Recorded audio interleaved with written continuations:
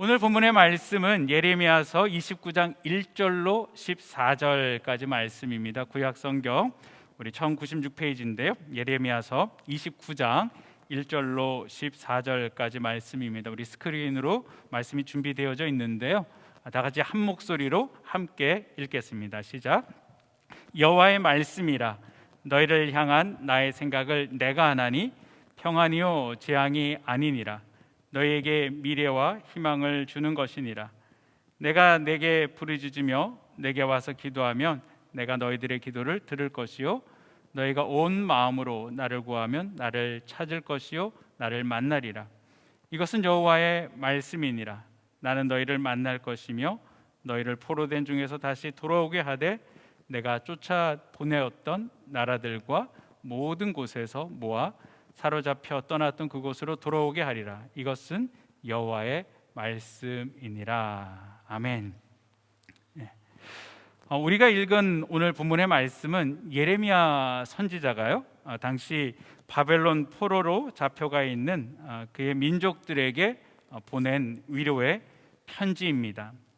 오늘 우리가 읽은 이 본문의 시대적인 어떤 상황은요, 남유다는 유다의 마지막 왕인 시드기야가 여전히 통치를 하고 있을 때입니다.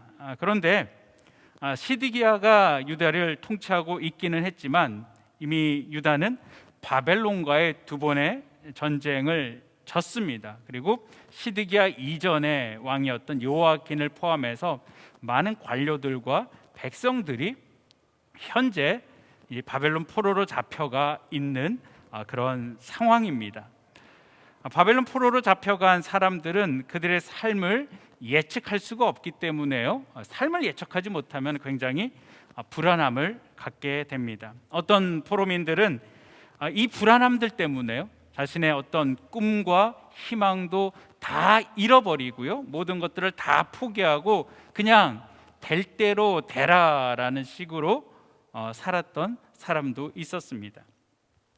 또 당시 이 유대 포로민 사이에는요, 거짓 예언들이 돌았습니다. 그것은 무엇이냐면요, 이제 수년 내, 곧 몇 년 안 돼서 하나님께서 자신들의 포로 생활을 이제 끝내게 하실 것이고 자신들이 고국으로 돌아가게 하실 것이다라는 그런 내용입니다. 많은 사람들이 이 말에 현혹이 되었습니다. 그리고 다른 나라에서 잡혀온 다른 포로들과 함께 더불어서 폭동을 일으키는 그런 사람들도 있었습니다. 바벨론 사람들에게 우습게 보이지 않기 위해서 어떤 반항적인 그런 입장을 취하는 사람들도 있었습니다. 그리고 어떤 사람들은 모든 것이 다 하나님의 뜻이다라고 받아들이고요, 포로 생활에 적응을 하면서 정상적인 삶을 살면서 하나님의 때를 기다리며 하나님의 거룩한 백성으로 거듭나기를 원하는 사람들도 있었습니다. 대표적인 인물들이 우리가 알고 있는 다니엘과 세 친구들이고요, 또 에스라와 느헤미야와 또 스룹바벨과 같은 인물이 바로 그런 인물들입니다. 예레미야 선지자는 지금 이들을 향하여서요, 자포자기하고 비관적인 삶을 살거나 어떤 지나친 환상으로 현실을 부정하는 삶을 살아가는 것이 아니고요, 하나님의 선하심을 분명하게 믿고 비록 광야와 같이 아무것도 없는 곳에서 다시 집도 짓고 과수원들 만들고 결혼도 해서 자식을 낳고 가정을 만들어라라는 것이죠. 장기적인 어떤 안목을 가지고 하나님의 선하신 뜻을 분별하면서 하나님 안에서 견디며 살라라고 권면을 합니다. 그리고 연결하여서 오늘 본문의 이야기를 하는 것입니다. 오늘 본문은 우리에게 하나님의 생각에 대해서 말씀해 주고 계십니다. 여러분은 여러분을 향한 하나님의 생각, 하나님의 계획이 무엇이다라고 생각을 하십니까? 사형리라는 복음, 이제 전도 책자에 보면 복음에 담겨 있는 주요 내용을 네 가지 영적 원리로 간단하게 설명을 하고 있습니다. 그 첫 번째 영적인 원리가요, 하나님은 당신을 사랑하시며 당신을 향한 놀라운 계획을 가지고 계십니다입니다. 여러분은 이것을 믿습니까? 하나님께서 여러분을 사랑하시고 나를 향한 놀라운 계획을 가지고 계심을 여러분 믿습니까? 아멘. 여러분, 저도 믿습니다. 맞습니다. 하나님은 우리를 향하여 놀라운 계획을 가지고 계십니다. 이스라엘 백성들을 향하여서도 놀라운 계획을 가지고 계셨습니다. 그리고 많은 선지자들을 통하여서 그 백성들에게 하나님의 마음을 전달해 주셨습니다. 그런데 당시 이스라엘 백성들의 상황은 여러분 너무나도 비참했습니다. 포로로 잡혀와 있지 않습니까? 그리고 예루살렘 성전은 비참하게 파괴되어졌습니다. 예배를 하나님께 드릴 수가 없습니다. 레위기에서 말씀하신 예배를 통하여 회개를 해야지 되는데 그 방법도 없습니다. 70년 후에 회복된다고 했는데 정말인지 믿기가 쉽지가 않습니다. 여러분, 이런 상황 가운데 예레미야 선지자는요, 아주 원론적인 이야기를 하고 있습니다. 하나님의 생각, 하나님의 계획은 징계가 아니고 평안이다라는 것이죠. 너희가 평안 가운데 있기를 하나님은 원하신다라는 것이죠. 여러분, 이것은 지금도 마찬가지입니다. 여러분, 저와 여러분을 향한 하나님의 생각은 징계가 아니고 평안입니다. 결코 여러분 징계가 아닙니다. 그런데 우리의 삶에도 여러분 보면은요, 서로가 다른 삶의 어려움들을 지금 다 가지고 있습니다. 가정 안에서도요, 부부와의 관계들, 자녀와의 관계들, 특별히 한국 커뮤니티는 이 시집과의 관계들도 있지 않습니까? 시어머니와의 그런 관계들, 가정 안에서 또한 건강의 문제들도 가지고 있죠. 우리 성도님 가운데 암으로 고생하시는 분이 계십니다. 소화가 평생 잘 안 되셔가지고 밥을 또 마음대로 못 드시는 분들도 계세요. 허리가 아프시고 점점 기력을 잃어가시는 그런 분들도 있습니다. 경제적인 문제는 어떻습니까?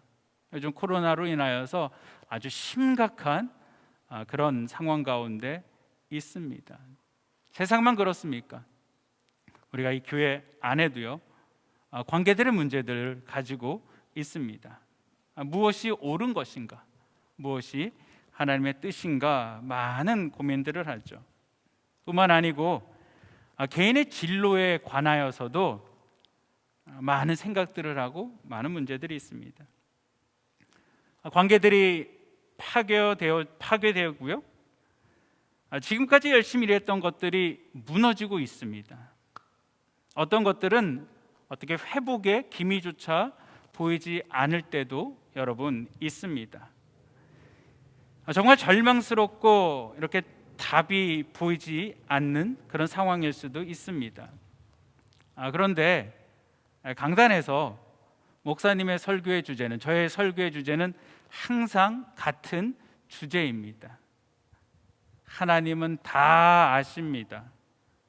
하나님은 다 회복시키실 것입니다. 오늘은 또 하나님의 생각은 평안입니다. 여러분, 오늘 본문에서 지금 이 포로 생활을 시작한 이들에게 하나님께서 어떤 약속을 하고 계십니까?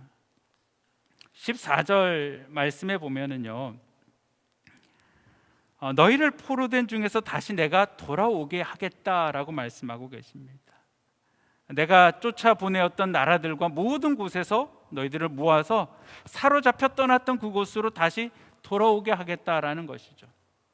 여기서 모든 곳에서에서 모아라는 단어가요, 여기서 강한 능동형으로 사용되어져 있습니다. 모으다라는 것을 강한 능동으로 하나님께서 말씀하고 계시는 것은요, 무슨 의미가 있겠습니까? 이것은 하나님께서 꼭 하시겠다라는 분명한 약속을 그들에게 하고 계시다라는 것이죠. 지금같이 우리가 어려울 때 여러분, 예레미야 같은 선지자가 있으면은 얼마나 좋겠습니까? 그렇죠. 그러니까 하나님의 이 말씀을 직통으로 받아서 분명하게, 아주 정확하게 하나님의 뜻은 이것이다, 이렇게 준비해라 라고 말하면은 여러분 얼마나 좋겠습니까? 그런데 참 불행한 사실은요, 이스라엘 사람들은 참 어리석게도 하나님께서 보내주신 선지자들이 당시에 있었음에도 불구하고 이야기들을 다 듣지를 않았습니다. 예레미야 당시에도요, 이 예레미야 말을 듣기보다는 거짓 선지자들의 이야기를 신뢰하는 사람들이 많았습니다. 그게 더 귀에 듣기 좋으니까요. 그리고 예레미야를 죽이려고까지 했습니다. 얼마나 많은 사람들이 하나님의 말씀, 하나님의 생각, 하나님의 계획을 깨닫고 그것을 붙잡고 지금 살아가고 있을까요? 여러분, 저는 여러분에게 도전을 주고 싶습니다. 그리고 제 자신에게도 도전을 주고 싶습니다. 여러분, 요즘 이런저런 일로 많이 힘드시죠? 안 힘드신 것처럼 앉아 계시는데 힘드시잖아요. 저도 참 많이 힘듭니다. 교회 이야기를 듣고 때로는 제가 몰라도 되는 그런 이야기를 해주시는 분들도 계십니다. 편지로 저와 관련해서 본인의 생각들을 전달해 주시는 분들도 계십니다. 또 어떤 분들은 어떤 이야기들을 듣고 김기태 목사는 목사도 아니다라는 말씀을 하시는 분들도 계십니다. 사실이 아니다라고 이야기를 해도 그게 들으려고 하지를 않으십니다. 그러다 보니까요, 제 감정을 사실 제가 다 다스릴 수가 없을 정도입니다. 저도 여러분과 이런 상황에서는 동일한 생각을 하죠. 하나님 왜 이러시죠? 하나님 왜 이러시죠? 가끔은 사실 하나님께 섭섭할 때도 있습니다. 지금은 제가 새벽 설교를 하지 않고 있기 때문에 일주일에 설교를 2표만 준비하면 되는데요, 이게 제가 사실은 제 감정에 붙잡혀 가지고 묵상을 깊이 내려갈 수가 없습니다. 깊이 묵상을 할 수가 없습니다. 그래서 이 설교 2편 준비하는데 이게 참 너무 힘듭니다. 그래서 요즘에는요, 이렇게 설교가 힘든데 나는 평생 이 설교하면서 살아야지 되는 사람인데 내가 계속 목회를 해야지 되나라는 그런 생각을 합니다. 이게 내가 하는 게 나도 괴롭고 성도들도 괴로운 거 아닌가라는 그런 생각들을 합니다. 사랑하는 성도 여러분, 저도 하나님의 말씀을 다 믿습니다. 그리고 저에게 주신 하나님의 약속의 말씀이 있습니다. 꿈 가운데 환상으로 저에게 주신 개인적인 메시지도 있습니다. 저를 향한 하나님의 생각은 평안이고 소망입니다. 근데 지금 삶이 여러분도 그렇지만 너무 힘듭니다. 여러분, 이 감정의 문제를 스스로 다 해결할 수가 없습니다. 이게 저만 그런 것이 아니죠. 우리 많은 성도님들이 다 함께 당하고 있는 어떤 어려움들이 아닌가 생각이 됩니다. 어떻게 여러분 우리가 이런 영적인 침체에서 우리가 벗어날 수 있을까요? 하나님께서 분명히 평안이다, 소망이다 라고 말씀하고 계시는데 어떻게 우리가 이런 어려움 가운데서 소망으로, 평안으로 우리가 옮겨갈 수 있을까요? 여러분, 답은 단 한 가지입니다. 그것은 하나님을 만나야 합니다. 이스라엘 백성은 하나님을 만나는 곳이 예루살렘 성전이었습니다. 그런데 지금 이들의 상황은 아까도 말씀드렸지만 예루살렘 성전이 파괴되었습니다. 아니, 파괴되지 않았다 하더라도 이 바벨론과 예루살렘은 엄청난 거리가 있기 때문에 그곳에 가서 예배를 드릴 수가 없습니다. 눈에 보이는 성전이 완전히 소멸되어졌습니다. 그들의 신앙으로 본다면 하나님을 만날 수 있는 곳이 없어졌습니다. 여러분, 어디서 이들이 하나님을 만날 수 있을까요? 그런데 12절에 하나님은 이들을 향하여서 이렇게 말씀을 하십니다. 너는 내게 와서 부르짖으며 내게 와서 기도하라 라는 것이죠. 이들이 갈 수 있는 성전이 소멸되어졌는데, 갈 데가 없는데, 하나님은 이들을 향하여서 하나님께 와서 부르짖으며 기도하라 라고 말씀하고 있는 것입니다. 여러분, 어디로 오라고 하시는 것일까요? 하나님을 만나는 곳은 눈에 보이는 물질적인 성전이 아닙니다. 하나님의 만남은 형식적인 예배가 아닙니다. 오히려 하나님은 과거 이스라엘 백성들이 죄악 가운데 있을 때 성전에서 드리는 그 예배를 거절하셨습니다. 누가 좀 예배 좀 못 드리게 해라, 내가 이 예배를 도저히 받을 수 없다라고 하나님께서는 말씀을 하셨습니다. 그런데 고난받는 자들을 향하여서 하나님께서 말씀하고 계십니다. 내게로 와라 라는 것이죠. 고난받는 자들아, 눈에 보이는 모든 것이 다 소멸되었지만, 다 무너졌지만, 여전히 내가 답이라고 생각하고 내가 소망이라고 생각한다면, 그것을 믿는다면, 지금 너희들의 눈에 보이는 우상들, 사람들이 만들어서 들을 수 있는 그곳에 가서 예배드리지 말아라. 세상 목소리에 현혹되지 말아라. 세상의 방법대로 살아가지 말아라.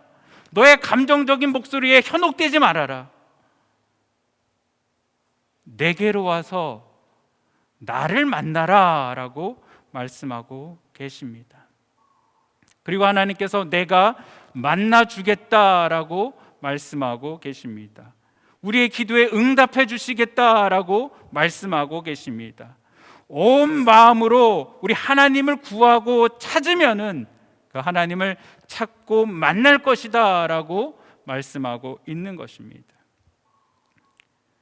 다니엘 9장 2절을 보면은요, 다니엘이 책을 통하여서 여호와의 말씀으로 선지자 예레미야에게 알려주신 그 연수를 깨달았다라고 이야기합니다.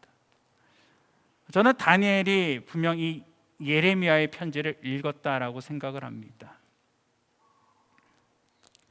그래서 다니엘은 하루에 3번 하나님 앞에 기도하는 시간을 갖습니다.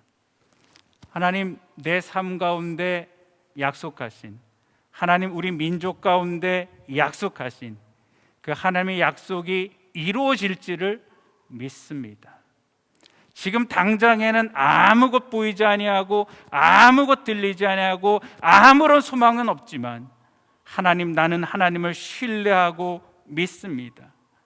여러분, 그렇게 하나님 앞에 기도하며 그는 고난의 시간을 기도를 통하여서 견디고 소망 가운데 여러분 이겼습니다.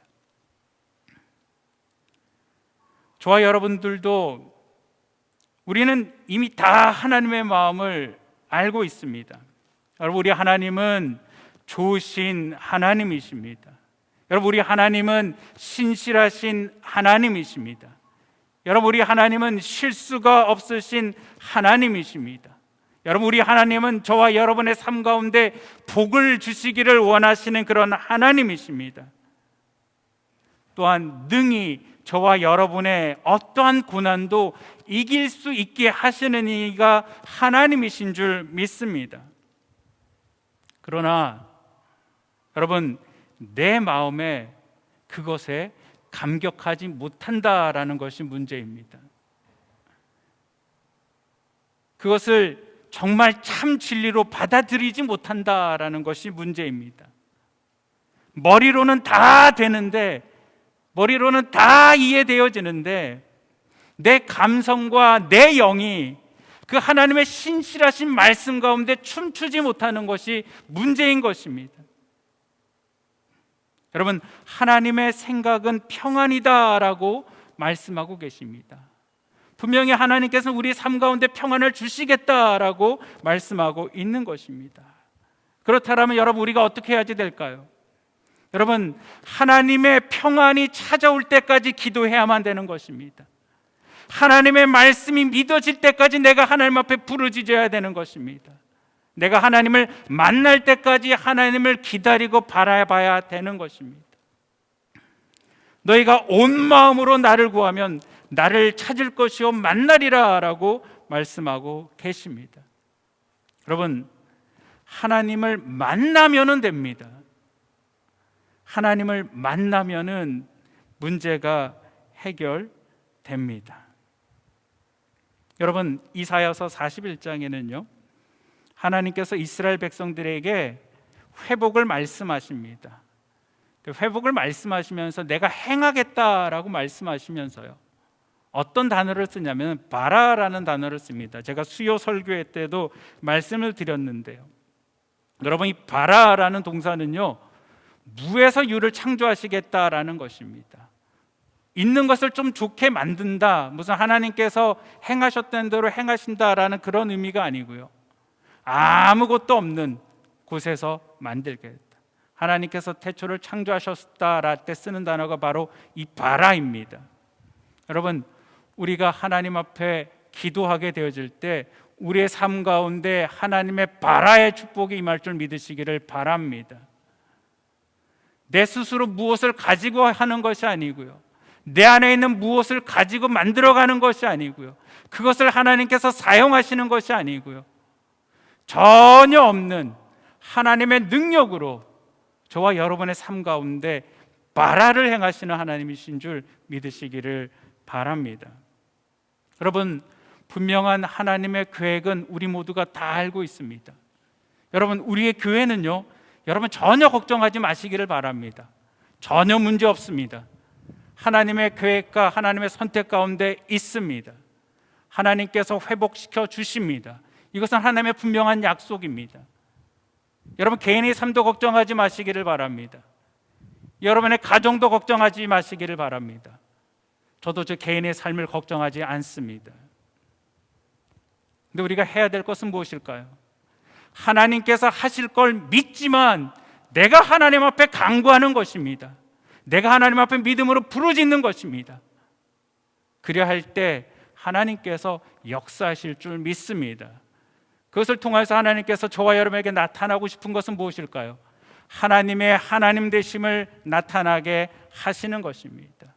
내 삶이 하나님을 인정하도록 하는 것입니다. 여러분, 우리 교회도 마찬가지죠.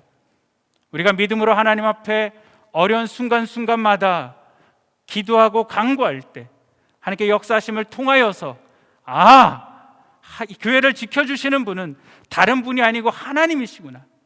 목사가 지켜주는 것도 아니고 누가 지켜주는 것도 아니고 지극히 작은 자들이, 믿음의 사람들이 하나님 앞에 믿음으로 엎드려 기도할 때 하나님께서 그 기도를 들으시고 역사하실 줄 믿으시기를 바랍니다.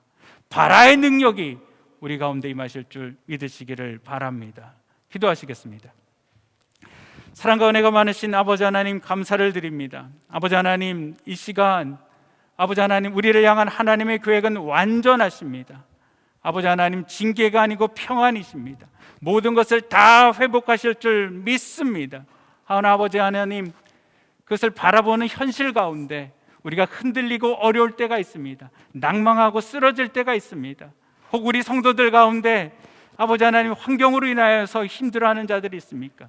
다시 한번 하나님 약속의 말씀을 붙잡게 하여 주시옵소서. 특별히 하나님, 우리가 붙잡고 있는 것만으로 끝나는 것이 아니고 하나님 앞에 나와 부르짖는 자들 주님 되어지게 하여 주시옵소서. 외치는 자들 주님 되어지게 하여 주시옵소서. 그곳이 성전이 아니다 할지라도 하나님 있는 곳에서, 하나님을 만나는 그곳에서 하나님 앞에 부르짖는 자들 되게 하여 주시옵소서. 그리고 부르짖음을 통하여 우리의 심령들이 회복되게 하여 주시옵소서. 우리 주님을 의지하옵고 모든 말씀 우리 주 예수 그리스도 이름으로 기도드립니다. 아멘.